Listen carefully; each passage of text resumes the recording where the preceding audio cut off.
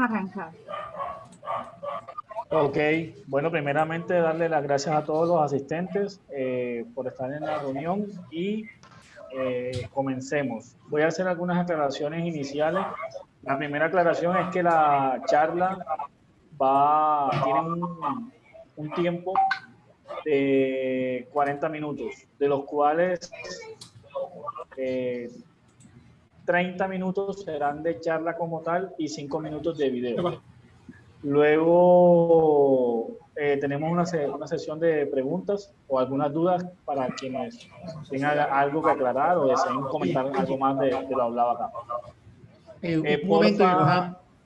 ¿Sí? ¿Podrían poner el micrófono todos en mute, por favor? Es que estamos escuchando doble sonido y no podemos escuchar a Yerohan bien, Tatán y los demás que están sin mute, por favor. Gracias, Kevin. Sí, eso le iba a comentar al host de la reunión que porfa pusiera en mute al resto de participantes. Ok, muchas gracias. Bueno, entonces comencemos primero con la diapositiva sobre cómo usar el autoboicot para tener éxito. Voy a hacer también unas aclaraciones iniciales. Primero, el éxito es un término muy relativo y pues muy amplio que para algunas personas puede significar dinero, para otros puede significar simplemente tener un hogar o para otros haber terminado sus estudios. Entonces, como para muchas personas el significado es diverso, aquí utilizaremos el término éxito como haber logrado aquello que nos hemos propuesto o haber alcanzado la satisfacción personal en cualquiera de los campos en los que nosotros querramos o en los que nos desenvolvemos como humanos. Esta es la agenda de la charla, algunos antecedentes sobre el boicot. Sabemos que es una palabra no muy conocida, algunos ya la habrán escuchado, otros es un término totalmente nuevo. Entonces aprenderemos sobre el antecedentes de dónde viene esta palabra y qué significa. Y qué otros nombres también recibe en algunas literaturas o en algunos otros autores. El contexto quiere decir en dónde, en qué parte de nuestra vida pasa esto del autoboicot o en qué queremos lograr el éxito. Algunas preguntas que nos ayudarán a autoevaluarnos y por último las respuestas o las herramientas para romper esa barrera que es el autoboicot hacia lograr nuestros objetivos. Con respecto a los antecedentes, ahí le puse como a manera de un poquito de humor la parte aburrida. Realmente la definición del término boicot viene del apellido de una persona, por allá en los años 1800, era un irlandés que estaba como capataz, por decirlo así, o administrador de una finca en la cual se cultivaban algunos productos y pues debido a esta actividad existía una relación comercial con el resto del pueblo en donde estaba ubicada esa finca. Entonces, él tanto vendía los productos que allí se cultivaban, como también compraba algunos insumos. En ese momento, a Charles Cunningham Boycott tenía una particularidad y es que era un jefe muy déspota o maltratador con todas las personas que tenía a su cargo. ¿Qué pasó? De que esto se regó, esta información la supo el resto del pueblo y en forma de protesta o de huelga decidieron negar cualquier tipo de transacción con él, ya sea venderle los insumos que él necesitaba o comprarle los productos que producían en la finca que él estaba administrando. De hecho, eso fue más o menos entre enero y marzo de 1880 y en noviembre, debido a este problema que se había dado ahí en Irlanda, un periódico local utilizó por primera vez la palabra boicotear. y se refería, aunque era el apellido de él, se refería a esa acción contra una persona o entidad para obstaculizar el desarrollo o funcionamiento del mismo. Permítame un momentico, disculpe. El desarrollo del mismo, ya sea una actividad social o comercial en ese momento.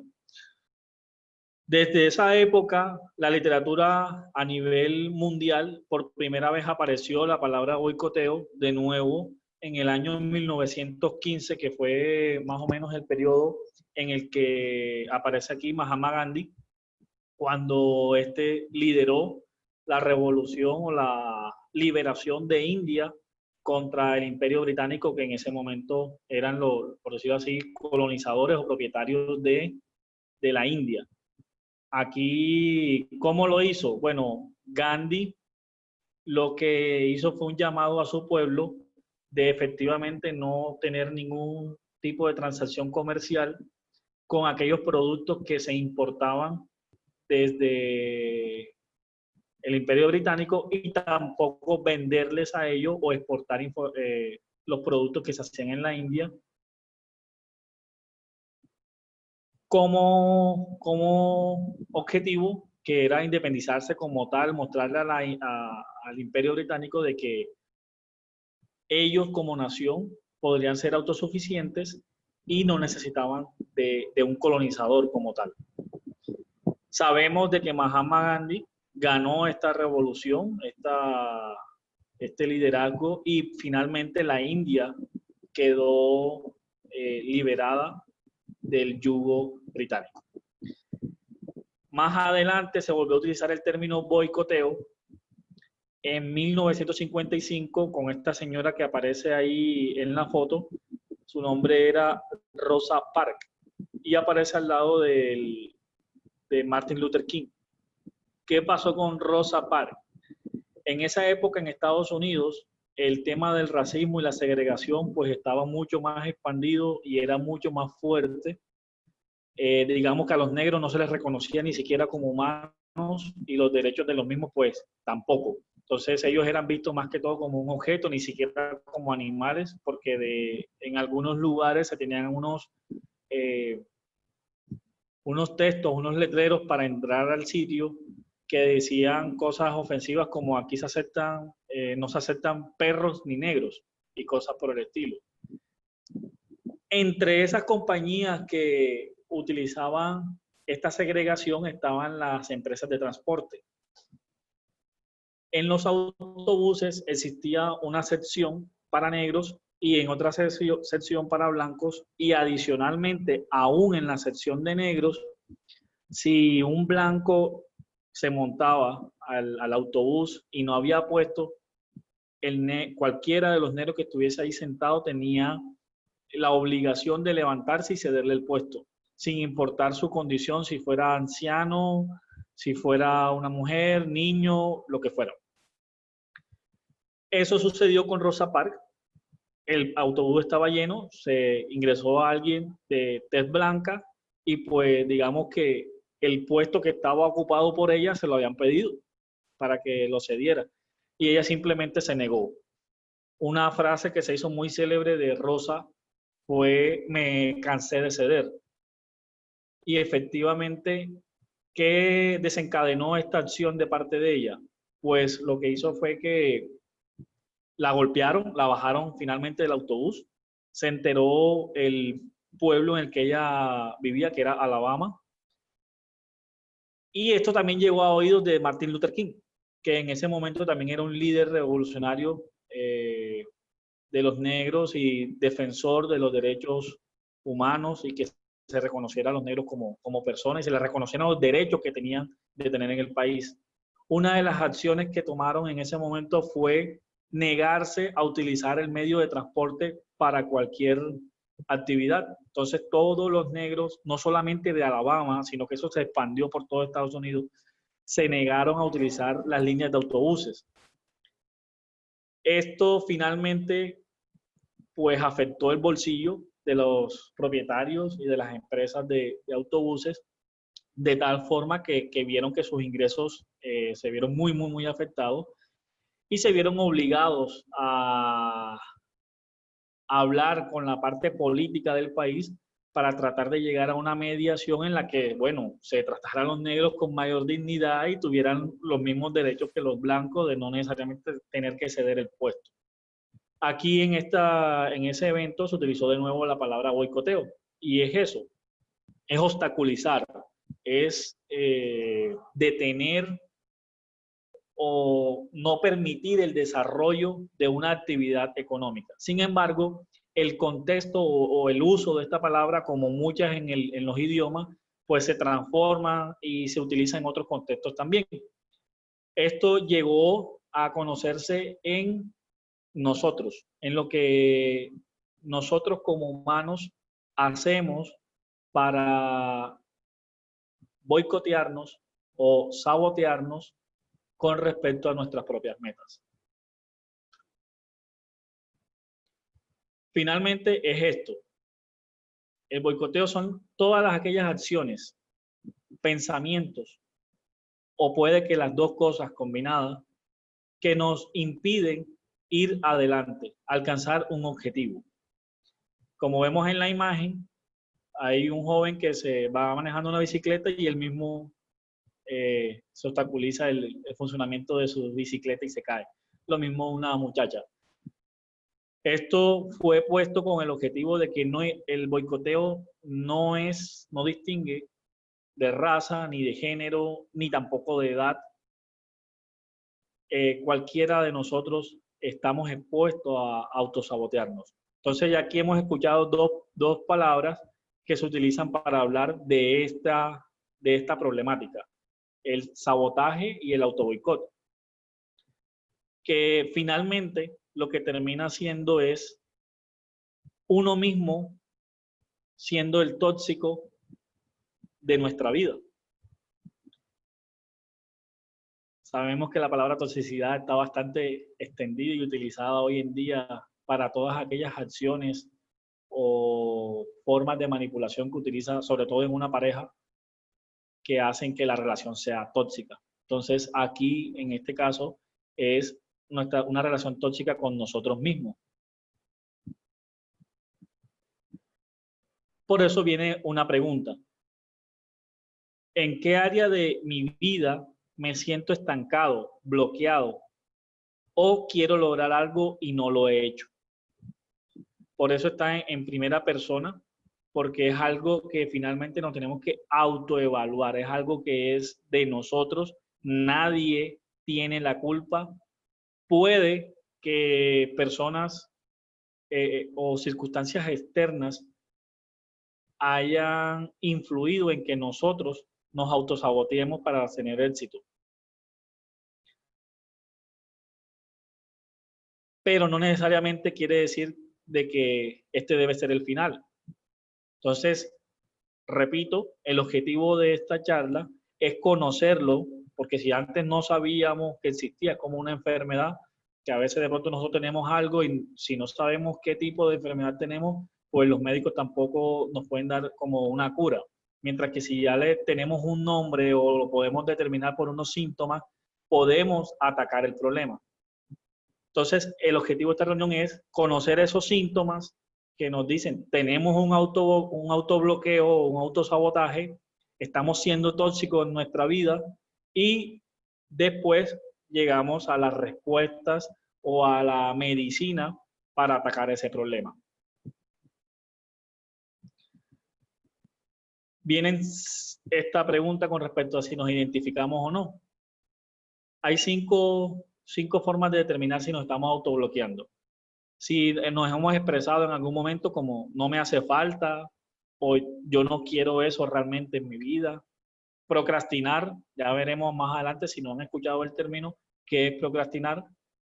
El ser inconstante, indisciplinado, volubles, que empezamos, pero ante la primera dificultad abandonamos. El ser indecisos o sacar excusas, nos volvemos expertos en sacar excusas de por qué no logramos algo. O también, que parece muy ilógico, que es el miedo al éxito. Parece mentira, pero aunque nosotros a veces deseamos ocupar un sitio, alcanzar una meta, cuando estamos a punto de lograrla o en el transcurso, en el camino de lograr esa meta, tenemos miedo a lograrla. Y eso es una de las características principales del autobloqueo o el autosabotaje. Entonces, la idea es que aquí identifiquemos cómo se presentan ese miedo, esa indecisión, esa inconstancia, el procrastinar o las expresiones, los pensamientos que nos llevan a decir, a renunciar a lograr algo. Entonces aquí está la imagen de este personaje de Scooby-Doo, siempre se me olvida el nombre de él, que dice cuando finalmente descubre quién es la persona que está arruinando tu vida, nos descubrimos a nosotros mismos. Entonces autoevaluémonos y miremos también la solución. Con respecto al no me hace falta, aquí lo que se esconde tras esa frase, el no me importa y no lo quiero, realmente la persona se protege a sí misma de experimentar un fracaso, es decir, de que no lo logre, de que lo intente y pues no quiere reconocer o aceptar que tiene que trabajar para mejorar sus capacidades o para poder, o bueno, esta tarea en ese momento no estaba preparado para lograrla, pero yo necesito trabajar en esto porque me hizo falta tal cosa. Bueno, voy a fortalecer esta habilidad y ahí sí vuelvo e intento a tratar de alcanzar ese objetivo que quiero. Entonces la persona se protege a sí misma de sentir fracaso o el caso contrario de experimentar el éxito. Pues ¿qué pasa? Que acepta que puede aspirar a más y que se merece el reconocimiento. La persona dentro de sí piensa de que ese éxito no es merecido. En un curso que estaba haciendo hace poco, que la empresa nos ha estado dando como una ruta de cursos para prepararnos, ahí veíamos algo que se llama el síndrome del impostor y se refiere a esto, de que nosotros no, a pesar de que tenemos la aspiración o el sueño de estar más arriba o alcanzar algo, una meta, puede ser terminar, por ejemplo, a los que les gusta el fútbol, ser campeón en algún momento de un torneo en el que esté participando, a pesar de que tiene esa aspiración, pues le cuesta reconocer de que de verdad se merece ese reconocimiento, como quien dice, no, yo no tengo las habilidades o yo soy a pesar de que reconoce las habilidades de que es muy bueno, pues no va a las prácticas o en medio de los partidos decisivos simula una lesión cuando realmente no la tiene. Entonces, es eso. Y para este síntoma, una posible solución son las dos preguntas que tenemos al final, que dice, ¿realmente no me interesa? ¿O que tengo miedo a no estar a la altura? Durante toda la charla estaremos viendo mucho que es un tema de conocernos, de autoconciencia, de autopreguntarnos constantemente, de hacer un control o una medición cada cierto tiempo de cómo estamos nosotros en el camino a lograr las metas que nos hemos propuesto.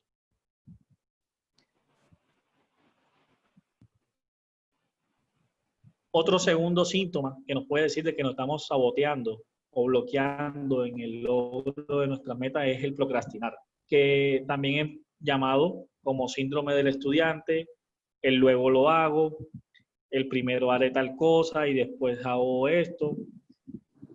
En el síndrome del estudiante es esa actividad que los colombianos somos muy expertos en eso, y es que dejamos todo para última hora o para los últimos minutos antes del tiempo límite que tenemos para hacer una tarea.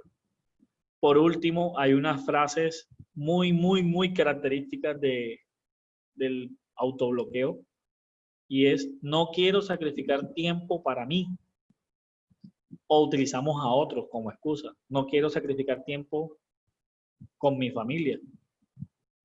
No quiero sacrificar tiempo con mi hijo, con mi abuela, tíos, amigos, etc. Sí, en fin, encontramos la cantidad de personas con las que nos hacemos cargo, de las que tenemos responsabilidades y las utilizamos como excusa de que esa responsabilidad que tengo con esa persona pues no la puedo sacrificar para alcanzar una meta propia.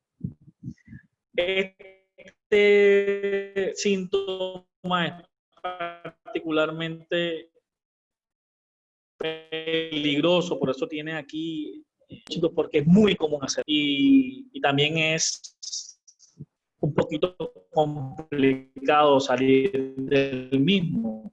Ya veremos más adelante una solución. Aquí en este síntoma reconocemos que podemos hacerlo, que tenemos las capacidades, habilidades, las herramientas, que tenemos el conocimiento, pero fíjense, aquí ya viene otro aspecto del boicoteo, la toma de decisiones. No somos decidimos no hacerlo. Así podemos lograr, por ejemplo, como en el síndrome del estudiante, la tarea para el último momento y la hacemos y de pronto sacamos una nota regular, quiere decir que sí teníamos las habilidades para hacerlo, solamente que decidimos no hacerlo desde un principio y mejorarlo y obtener una mejor nota. De hecho, les cuento la experiencia de un amigo que tuve en la universidad, que era algo curioso. En la universidad tenían una forma de calificar que los 2 primeros cortes, eran 3 cortes en el periodo de un semestre para todas las materias, y en los 2 primeros cortes pues valían el 60% y el último corte valía el 40% de la nota. Este amigo dejaba los 2 primeros cortes, tanto el primer parcial como el segundo y todas las trabajos, quizzes, talleres que le ponían en esos 2 periodos, lo dejaba en 5, pleno. Y para el último periodo ni siquiera asistía al examen final y no iba a las clases de ese profesor. ¿Por qué? Porque ya había sacado los cálculos que si con el 60% tenía un 5, con la nota al final, aunque tuviera un 0 en el 40%, pues pasaba con la nota mínima que era el 3.5. Parece algo ilógico, pero pasa. Procrastinar también funciona como un escudo ante la sensación de incapacidad. Ojo, aquí hay una palabra clave y por eso está resaltada en negrita. Dice la sensación. O sea, finalmente está minándose la autoconfianza o la automotivación. La persona siente que no lo puede lograr, pero sí es capaz. Este es un síntoma muy común. Otro tercer síntoma es la inconstancia, la indisciplina, el ser voluble, el empezar, pero ante la primera dificultad abandonamos. Dice que el principal problema que esconde este síntoma es lo siguiente, que si no acabas la tarea, pues no tienes cómo valorarla, si la hiciste bien o no. Simplemente no se acabó, es algo inconcluso.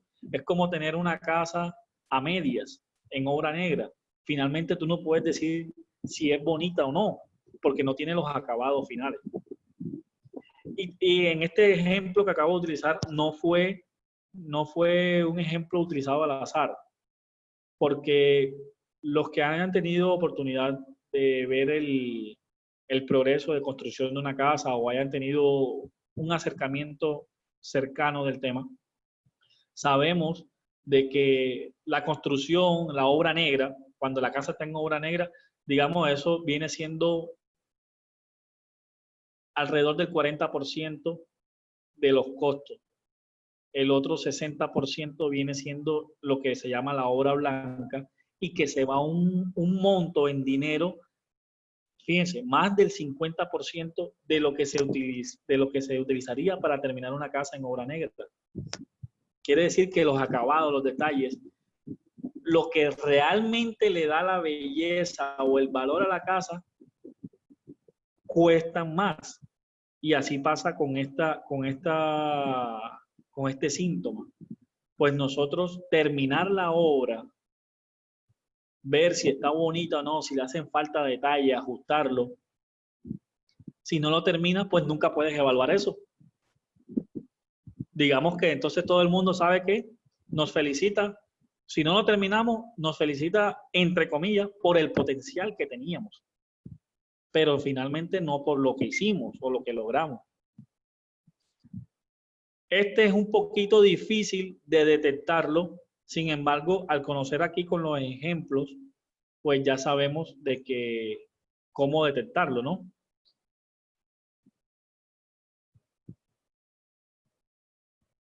Como cuarto síntoma está la indecisión o las excusas. Y aquí entra en ruedo un texto bíblico que para aquellos que de pronto no sean muy religiosos, aún así en este libro se pueden encontrar consejos muy útiles para la vida.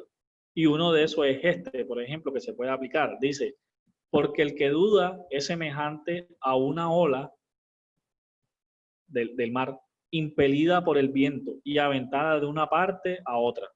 Es un hombre que indeciso, inconstante en todos sus caminos. Este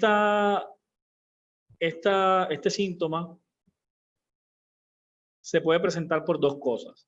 Una es que la persona no está acostumbrada o le teme tomar decisiones difíciles, aquellas decisiones, o más bien decisiones importantes, no necesariamente difíciles.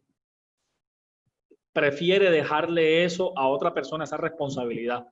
Entonces, esa es la otra clave. Es el miedo a la responsabilidad o el excusarse, el evitar de que en algún momento se le señale, ya sea porque falle o porque logre.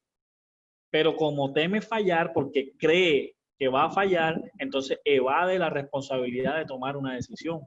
O toma excusas, mejor lo dejo para más tarde. Bueno, aquí esto se combina con los otros síntomas que hemos visto hasta ahora.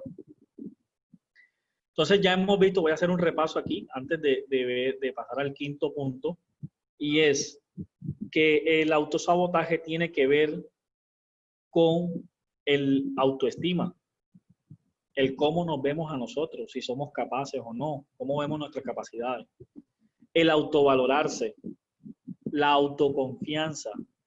Aquí el tener responsabilidades es autoconfianza. Está con la automotivación, que cuando estemos ante un obstáculo en el camino hacia nuestra meta, no tomar la primera decisión que se nos viene a la mente, que es abandonar. No, sino seguir trabajando, insistir, esforzarse por, por avanzar y romper esa barrera o ese obstáculo que comparado con la meta, pues es pequeño, es insignificante. Estos son el repaso que estábamos viendo hasta ahora. Como quinto punto o como quinta síntoma del autosabotaje es el miedo al éxito. Ahí aparece la imagen de una señora que se despierta y dice, tuve una pesadilla, que se cumplían todos mis sueños. Imagínense. O sea, le tenemos miedo a que se nos cumpla, que por ejemplo, que podamos llegar a ser el gerente de una empresa de la talla, los que estamos en el área de tecnología, de la talla de Microsoft, de la talla de IBM,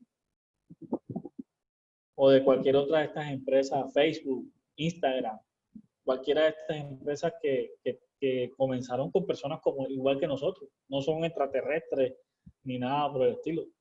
Tienen las mismas capacidades, las mismas neuronas, los mismos músculos, ojos y todo lo que tenemos nosotros en nuestro cuerpo, nuestra formación también. Y tenemos el miedo a lograr algo como eso. Allí dice, por lo menos, unas frases comunes en el miedo que demuestran que tenemos miedo al éxito. Si lo logro, me perderé.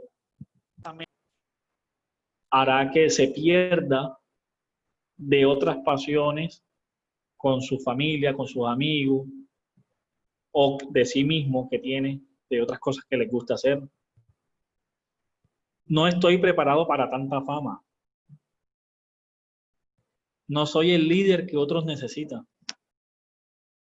Tendría que ser, aquí viene otra vez otra fase que utilizamos en un punto anterior. Tendría que sacrificar tiempo con mi familia. Eso finalmente lo que nos están dando es el indicativo de que tenemos miedo a tener éxito. Entonces, estas 5 síntomas, ojo, no necesariamente se presenta uno aislado o 2, ellos se pueden combinar, pueden presentarse los 5, pero con uno de ellos que tengamos en el camino a lograr algo en nuestra vida, eso es autosabotaje. Eso es lo que nos va a impedir llegar a la meta.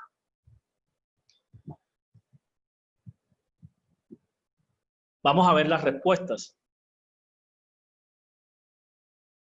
Una de esas respuestas es la ventana de Johari. Y aquí comenzamos con algo importante.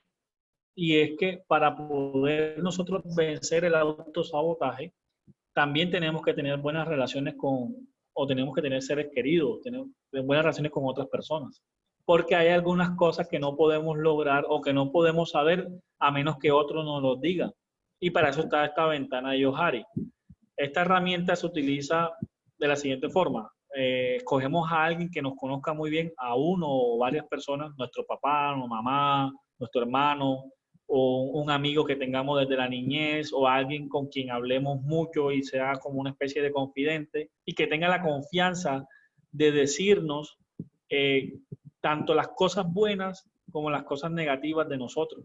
Entonces, tomamos a esta persona o a estas personas y le decimos que nos digan qué cosas admiran de nosotros y qué cosas piensan que estamos equivocados o que debemos mejorar o en las que estamos fallando o en qué metas que yo comencé, cuáles tú me has escuchado que yo comencé o que yo quería y en cuáles no estoy trabajando. Porque a veces uno menciona, no, quiero lograr tal cosa, pero uno nunca lo apunta, no lo tiene en mente y se lo olvida. Pero otra persona sí lo escuchó y resulta que esa persona sí está pendiente. Dice, dijo a principio de año que se iba a certificar en tal cosa y no lo hizo. Ya se pasó el año y no lo hizo. Que iba a aprender inglés y no lo hizo. Cosas por el estilo. Entonces, de acuerdo a esta lista que esa persona o esas personas que utilicemos nos hagan sobre nuestras virtudes, cosas por mejorar y cosas, lo que estamos fallando o lo que estamos haciendo bien, vamos a tener 4 áreas. Una es el área pública. Quiere decir lo que yo conozco sobre mí y lo que los demás conocen sobre mí. Se me pasó recalcar algo. Nosotros también tenemos que hacer una lista aparte de lo que nosotros creemos que son nuestras fortalezas, nuestras debilidades, en qué fallamos, en qué cosas creo que soy bueno, en qué cosas creo incluso que nadie más pueda hacer mejor que yo. Y en la comparación entre esta lista que hagamos nosotros con la que nos haga ese familiar o esa persona querida que nos tiene esa confianza, es donde vamos a conocer estas áreas. La área pública, lo que yo conozco sobre mí, lo que los demás conocen sobre mí. Al lado derecho está el área ciega, que es lo que nosotros no conocemos de nosotros mismos, pero los demás sí. Y para eso va a estar lo que ellos nos escribieron. Uno se va a sorprender, uno dice, uy, esta persona dice que yo soy constante. Yo pensaba que no, pero fíjate, la persona lo vio. Y vamos a tener la oportunidad de preguntarle y decirle, oye, ven acá, ¿tú por qué me dijiste aquí que yo era constante? ¿Por qué lo dijiste? Entonces, esa retroalimentación o ese feedback que nos haga esa persona nos va a ayudar a ver, es que ella lo vio por esto, ¿qué hice yo en ese momento? Y lo puedo aplicar en otras cosas en mi vida, en las que yo digo, en las que yo siento que no soy constante. Está un área oculta que es lo que conozco sobre mí, pero no le cuento a los demás y los demás tampoco lo saben. Por ejemplo, yo en una charla que había dado sobre este tema, a mí me gusta dibujar y colorear. En algún momento en mi vida empecé a dibujar calcando pues muñecos que ya existían y los dibujaba y los coloreaba. Pero yo eso dejé de hacerlo hace mucho tiempo. Pero a mí me gusta. Ahora mismo ya se ha convertido, por decirlo así, en un área pública, porque ya lo sé yo y lo saben ustedes que se lo estoy diciendo. Pero eso en un momento, para algunos de los que están aquí o para la mayoría, puede que haya sido un área oculta, porque yo lo conocía sobre mí, pero ustedes no, yo nunca lo había contado. Hay otra área que es el área desconocida.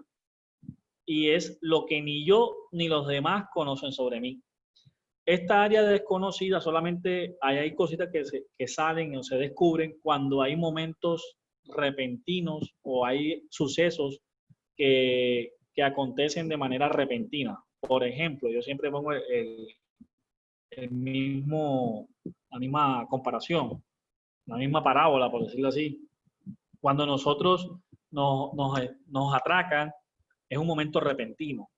Y la actitud que nosotros hayamos mantenido ahí, de que si mantuvimos la calma, o hay personas que actúan de que agarran el cuchillo con el que lo están atracando, o le pegan a la persona, o salen corriendo, lloran, gritan. En fin, la reacción que tengamos en ese momento, como no es algo planeado, es algo repentino, dispara un conocimiento de nosotros que no sabíamos. Hay personas que dicen, yo nunca pensé que yo fuera a ser capaz de agarrarle el cuchillo y pegarle y desarmar a la persona y no me atracó. Es algo riesgoso, pero ahí sale a relucir la valentía de alguien. O de que también sale a relucir de que hey, en medio de los nervios o en una situación estresante, no me preparé cómo actuar y yo no sé qué esperar. Entonces, estas áreas desconocidas solamente podemos sacar cosas de allí que se pueden convertir en área oculta y solamente suceden en esos momentos repentinos. Hay otra forma de mejorar en el autoboicoteo y es leer, pero no vamos a leer cualquier tipo de literatura. El objetivo acá es mostrar qué vamos a leer y es estos libros que estoy recomendando acá. Uno que se llama Los Cuatro Acuerdos.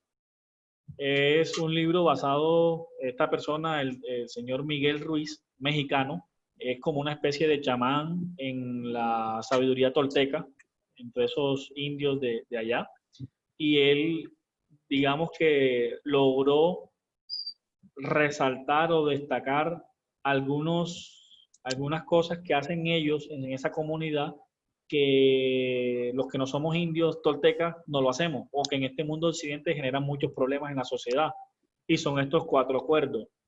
El primero, ser impecable con las palabras, de que siempre nos dirijamos con cosas positivas, o que si vamos a resaltar a alguien no utilicemos palabras violentas, de que lo hagamos de manera calmada, pausada, no histéricos o con rabia o con una mala intención, de que no ofendamos a las demás personas.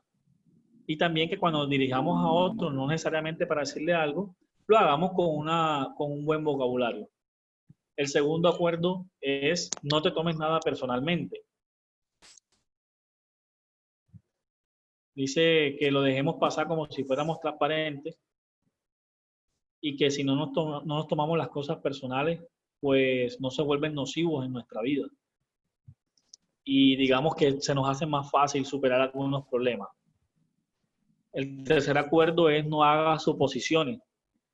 O como le decía un amigo mío a la novia, que le decía Steven Spielberg, porque se inventaba unas películas ella sola.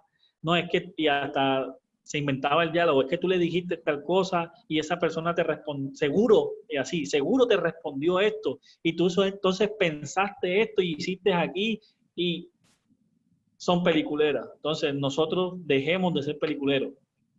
No hagamos suposiciones. Si tenemos una duda o si tenemos algo que no sepamos, preguntemos y hablemos y saquemos la información de manera directa.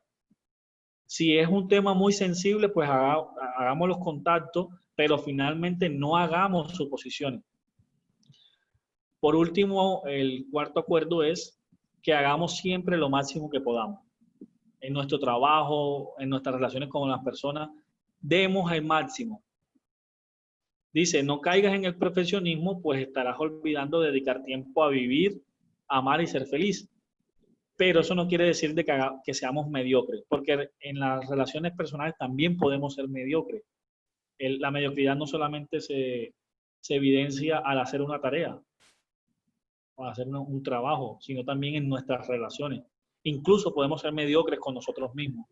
Entonces, este último acuerdo nos ayuda a que logremos nuestros objetivos.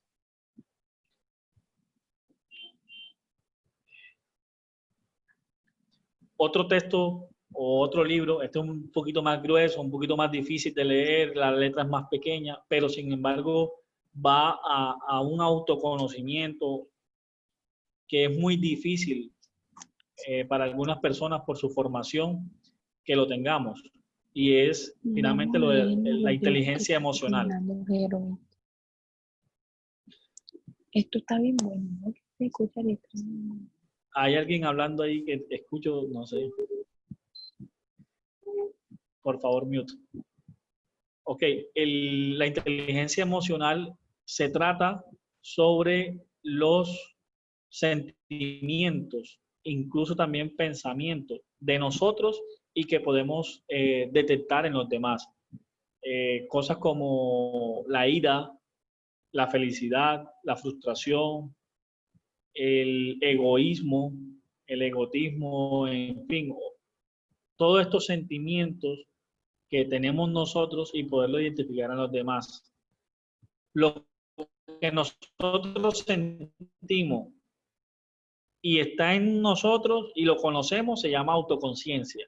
Lo que nosotros sentimos y está en los demás es empatía. Lo que nosotros hacemos y está en nosotros se llama autocontrol. Aquí hago una pausa. El autocontrol no es solamente para dejar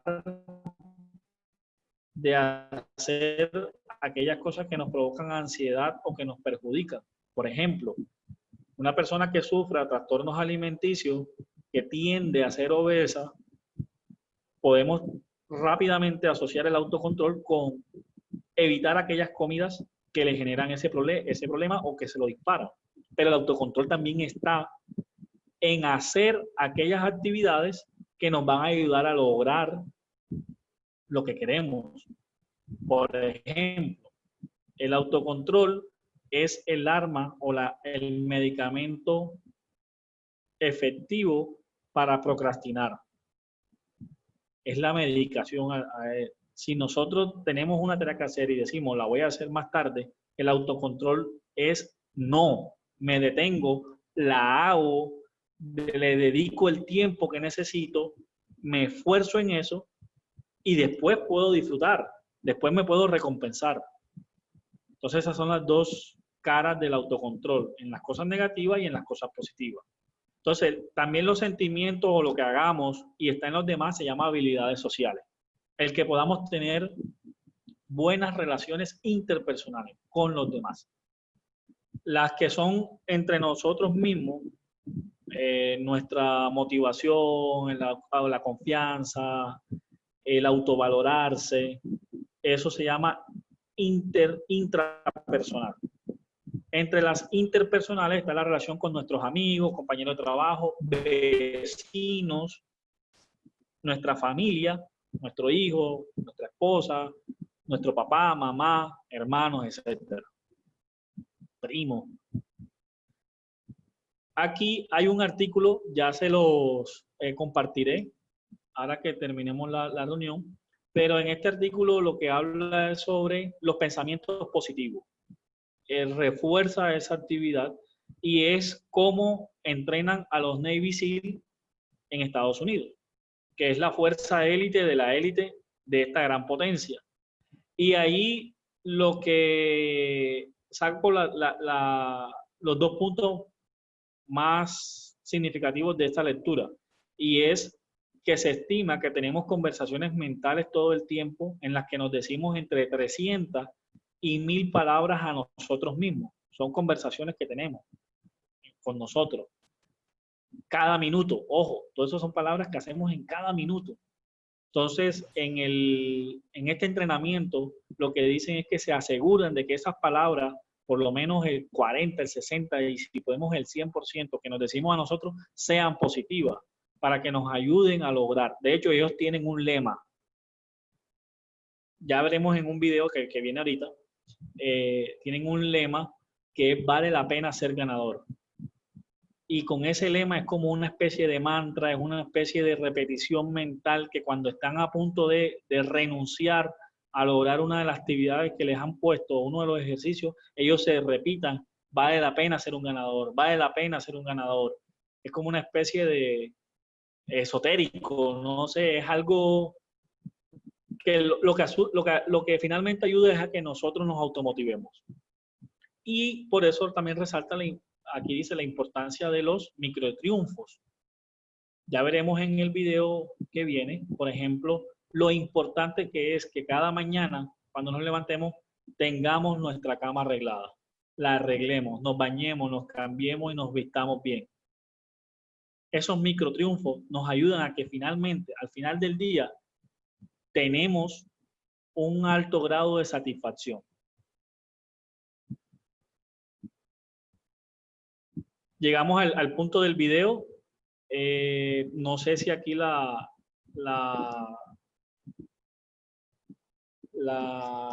presentación allá se escuche. No sé si ustedes les pueden dar play. Porfa, me confirman, porque esta parte no la había. Si le pueden dar play al video. O le doy play yo acá.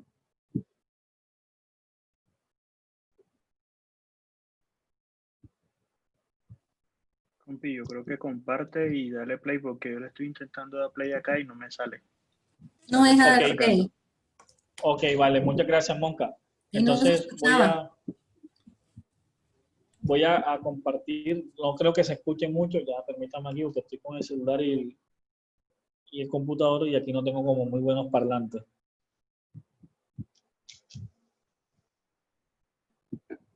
O bueno, vamos a hacer lo siguiente. Esta presentación está en YouTube, ese video. Ya les digo cuál es, les paso el enlace.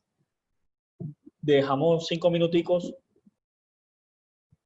o lo dejamos para que lo vean ustedes en casa, más bien. Mirante, Texas, ya voy.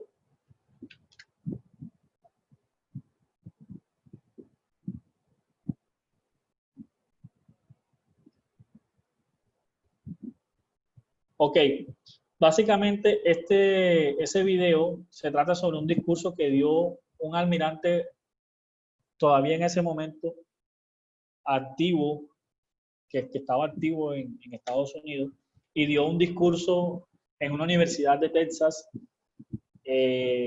como motivacional para la generación que en ese momento se estaba graduando. Aunque su enfoque era para cambiar el mundo, cómo ser personas que cambiemos el mundo y que dentro de 2, 3 generaciones tengamos un mundo mejor, las pautas que allí dicen nos sirven para automotivarnos y tener nosotros ese mismo lema que tienen los Navy SEAL. Vale la pena ser un ganador. Entonces ya les comparto el link por acá, por el chat de la reunión. Un momentico.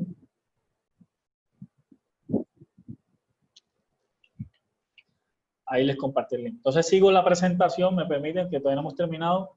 Ese videito lo pueden ver más tarde.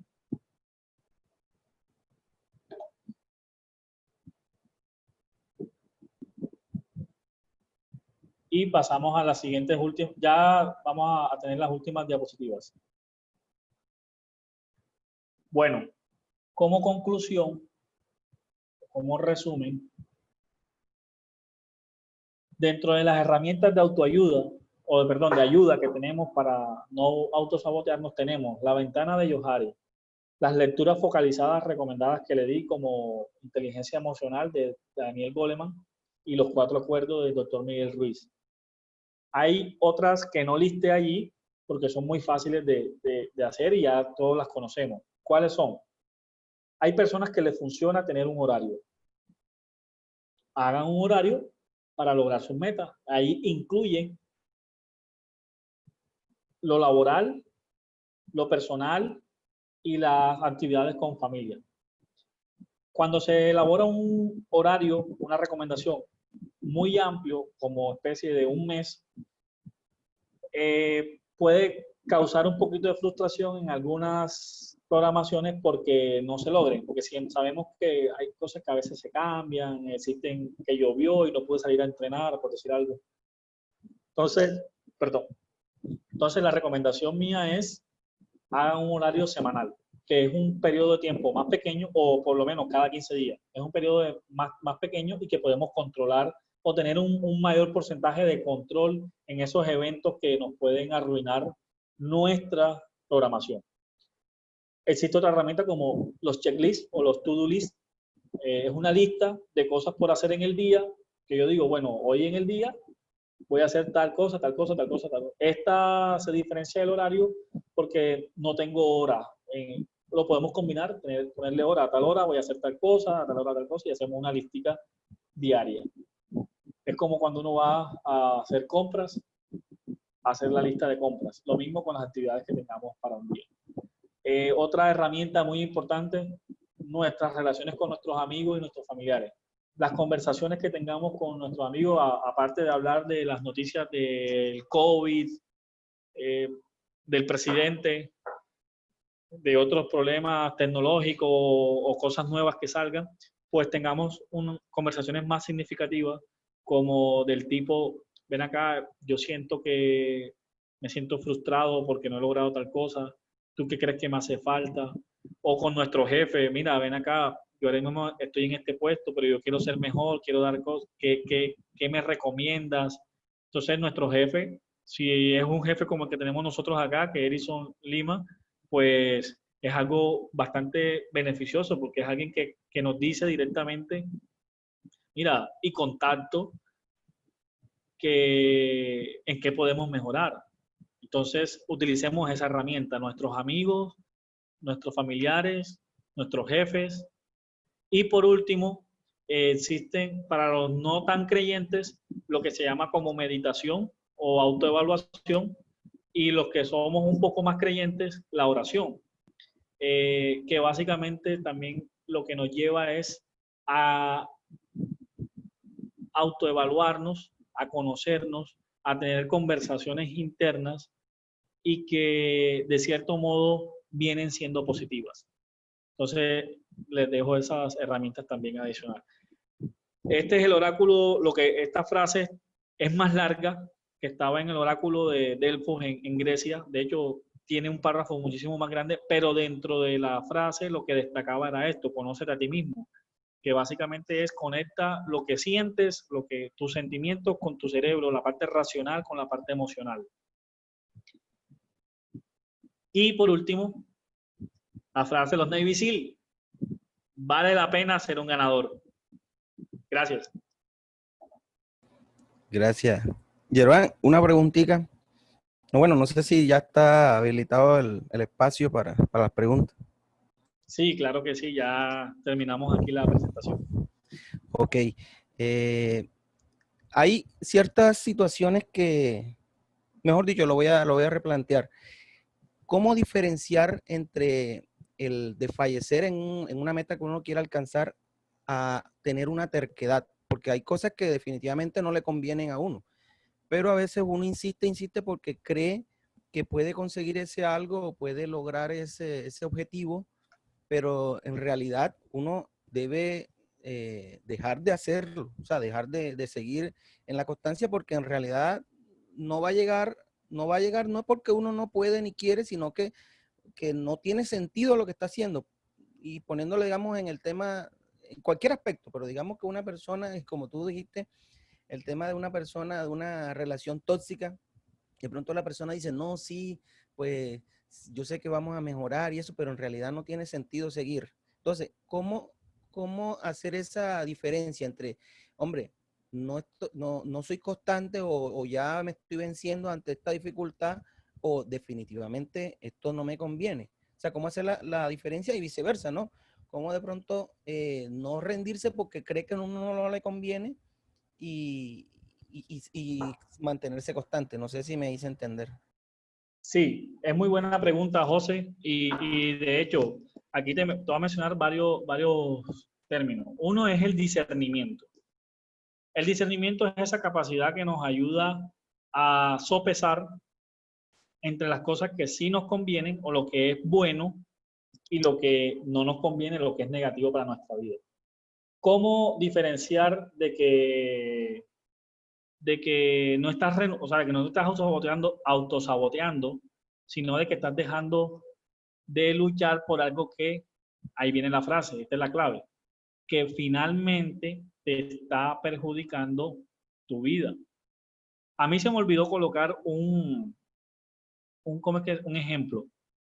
Es sobre una persona que en un momento de su vida se autoevaluó y se dio cuenta hasta el momento que tenía lo siguiente, que había pasado por múltiples colegios, nunca había terminado un año en un colegio como tal, que no tenía amigos, por cualquier razón, pero no tenía unos amigos que dijera, este es mi amigo, como mi hermano, no tenía.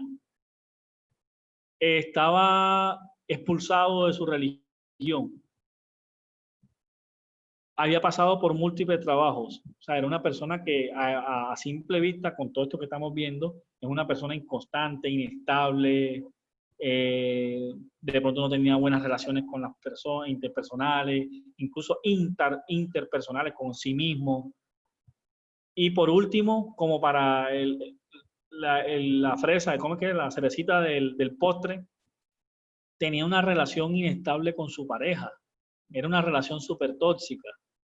Entonces, cuando esa persona se autoevaluó, una de las primeras cosas que hizo fue que terminó una especialización en la que 6 meses antes, cuando ya terminó, era de 2 semestres, y cuando llegó a la mitad del semestre pensaba renunciar, porque estaba supuestamente sacrificando tiempo con su familia. Y terminó, cuando se hizo esa autoevaluación y conoció este tema del autoboicot, terminó en ese año la especialización que estaba haciendo. Ese mismo año logró obtener el trabajo en lo que se había especializado, el trabajo que él había soñado, lo que quería. A pesar de todo eso, también terminó la relación con su pareja, con esa pareja tóxica. Y por último, comenzó una nueva relación sentimental con alguien más estable, con el cual se siente súper satisfecho, tiene propósito, con la cual esa pareja tiene metas, están creando negocios y están incluso dando los pasos por lograr ese objetivo. Entonces, ¿cuál es la clave? Si es algo que finalmente está siendo negativo en nuestra vida, hay que dejarlo. Porque si nos está haciendo daño, hay que dejarlo.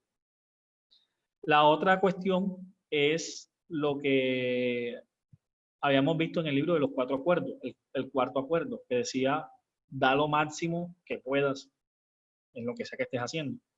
Si ya la persona intentó todo y dice, o sea, ya más bien está cansado de ser el único que tira para lograr eso que está por lo que está luchando y finalmente pues no se puede porque es más de la otra persona, toca dejarlo. Ahí viene una frase que es muy conocida. Nosotros podemos gestionar lo que está bajo nuestro control. Nosotros no podemos gestionar o no podemos controlar más bien lo que está bajo el control de otras personas. Hay cosas que están bajo nuestro poder y podemos hacerlo y nosotros tenemos que asegurarnos de que hicimos eso. Pero lo que esté en el control de otro, no lo podemos controlar. Podemos gestionarlo, tratar de que sea bueno, pero no lo podemos controlar. No sé si respondí la pregunta. Sí, en parte, bueno, te fuiste más al lado sentimental, bueno, esa es mi percepción, pero digamos que yo estoy tratando de lograr un objetivo, llámese cualquiera, de alcanzar un nivel económico, digámoslo así, pero estoy haciendo actividad y realmente de esas actividades o sea, no me convienen y no sé si es que, a lo que te entiendo es que si ya yo me estoy dando cuenta que esa constancia que hago me está causando algún perjuicio, entonces es mejor parar. ¿Es así? Puede ser, José, porque hay otra cosa y es que yo lo mencioné en la charla, que es el tema de que a veces por lograr un objetivo nos encontramos que no tenemos el conocimiento o las habilidades para lograrlo. Y si ya nos damos cuenta, por ejemplo, el que ya te des cuenta que estás tratando de lograr algo y no puedes, ya es un buen indicativo. Quiere decir que estás midiendo las cosas. toca es evaluar qué es eso que te está impidiendo. Si es algo que tú puedes controlar, pues puedes también solventarlo. Si es algo que está fuera de tus manos, de tu alcance, tampoco hay que, como dice en un pasaje bíblico, tampoco hay que ir como ir corriendo tras el viento. Pero si es algo que está en mí, que es mi capacidad, mi conocimiento, es lo que me está impidiendo avanzar, pues yo lo puedo solucionar. Pero si es algo que está fuera de mi alcance, ahí sí queda complicado. Ok, gracias. No sé si alguien más tenga otra consulta.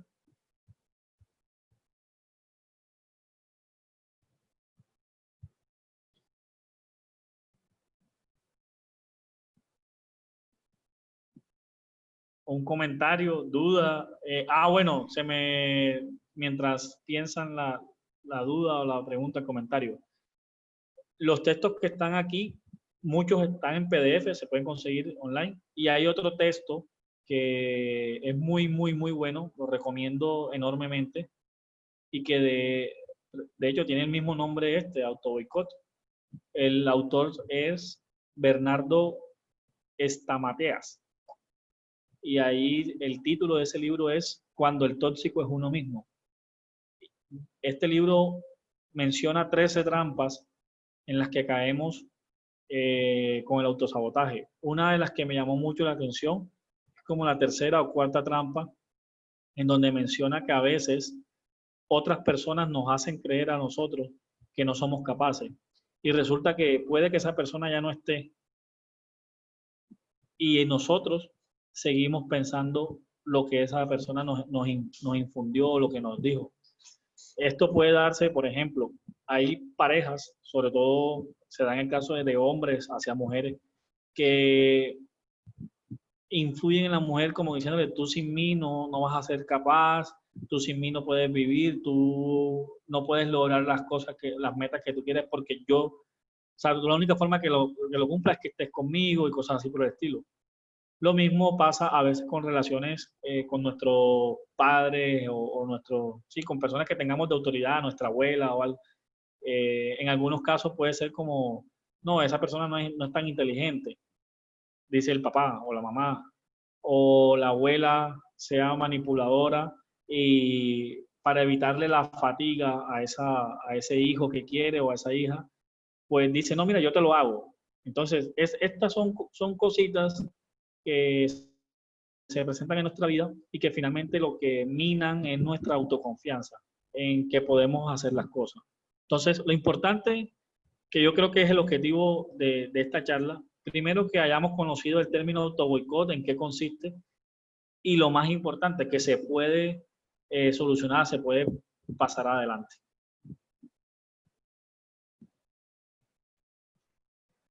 Ok, bueno, no sé. ¿Más preguntas? ¿Dudas?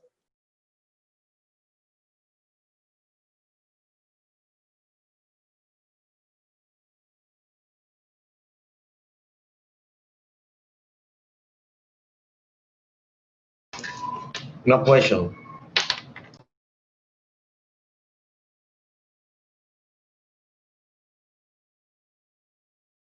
Ok, aquí alguien dijo, entonces lo que entendí es que debemos desprendernos o dejar todo aquello que no nos deja avanzar, relaciones, pensamientos, lugares, personas. Sí, eso es una de las, no es lo único, porque a veces no es desprenderse, no es, sí, eso es algo importante, eso es una acción importante, desprenderse de todo aquello que no nos deja avanzar. Sí, es muy negativo en nuestra vida. Pero la acción más importante es que tomemos la rienda de nuestra vida. Que, como dice el dicho, el toro se toma por los cachos.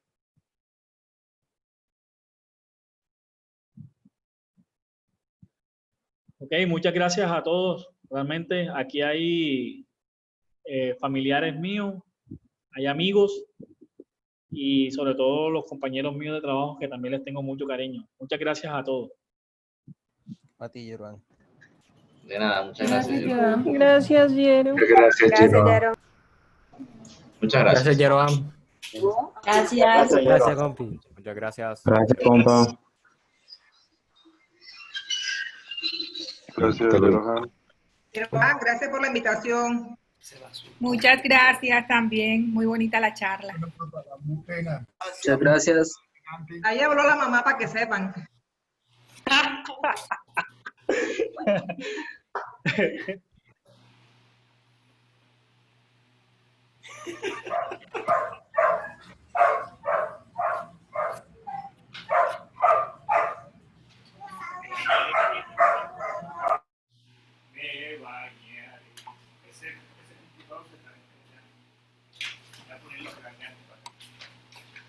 Hola, Jeroham. Muchísimas gracias por tu aporte. Excelente. Muchas gracias, Ellen. Nos vemos en una próxima. Vale, nos vemos. Gracias a todos. Cuídense. Chao. Bye.